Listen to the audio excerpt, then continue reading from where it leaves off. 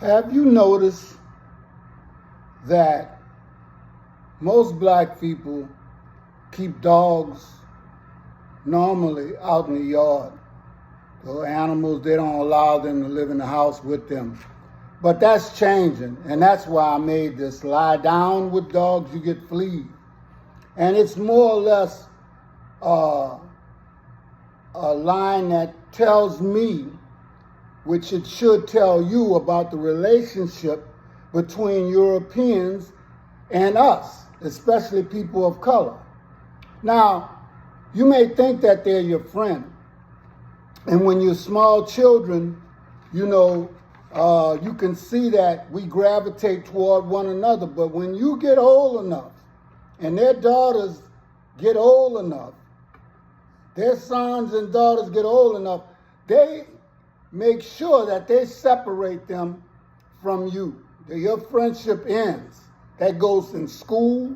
Now, you may play ball with them and have access to them to a certain degree, but most of the time, you will be kept separate, like a pet, okay?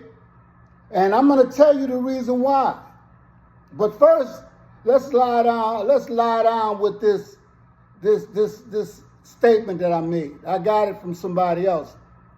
And it means that black and white relationships, okay, is a one-sided affair most of the time.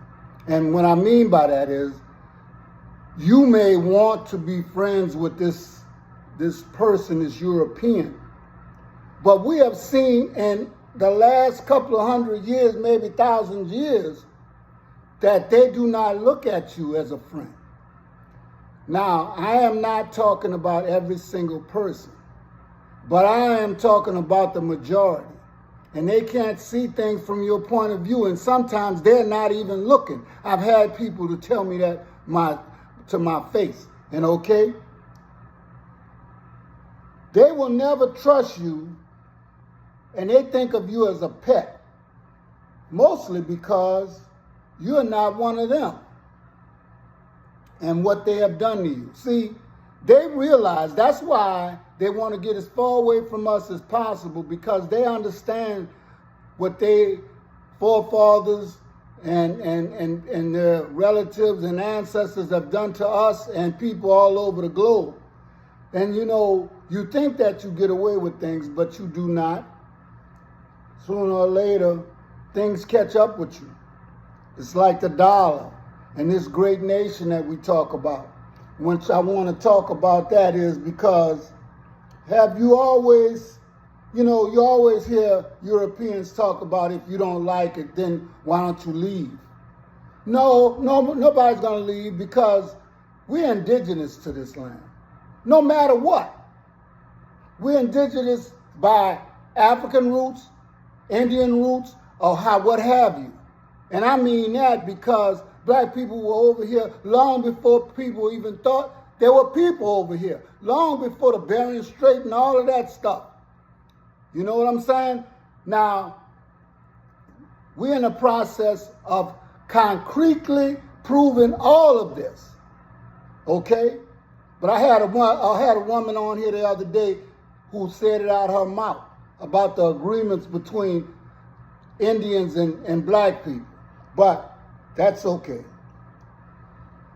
The thing is I want to say is that they always talk about how great the United States is and, America, and don't think I'm putting it down. But that's the America that they know. The America that black people know is not so great sometimes. But it's great for people that come over here as immigrants, because this is the greatest country in the world for opportunity, except for the black man most of the time. Okay? And so they tell you, oh, why don't you go back to Africa? They don't know where I'm from. I don't know where I'm from. Let's look at something. Immigrants telling you, indigenous people, go back to where you came from. The soul of black people, the sole of their feet, wherever their feet lay in this world, that's their home. They're indigenous to that area. And I'll tell you something. I was born here, and there ain't no MF is going to tell me about where I belong. I am doubly qualified to be in this country because of two things. Now, Trump could take one, but he can't take the other. By birthright, and all the long list of my relatives that were here and don't know anything about being nowhere else but here. Don't mean that they're not from Africa, okay? But I was born on a military base. So what does that tell you? See, I could be born on a military base and be American no matter where I am. If I was born in Germany, that just gives me dual citizenship. But it makes me more of American than most of these Europeans will ever be. The only reason why you call yourself that is because you take after the Europeans who stole all of this land, this world. Okay? Now I'm gonna get back. Let's get down to a real philosophy. And it was done by a whaler, one of the best. And it says that until the philosophy holds one race superior and another inferior is finally and permanently discredited and abandoned, we will know nothing but war. Until there's no longer first class nor second class citizens of a nation. But let me say something to this. No first and second class countries. No blank hole countries. Okay? These are the countries that you survive on. You feast just like a doggone insect. Just like, a flea.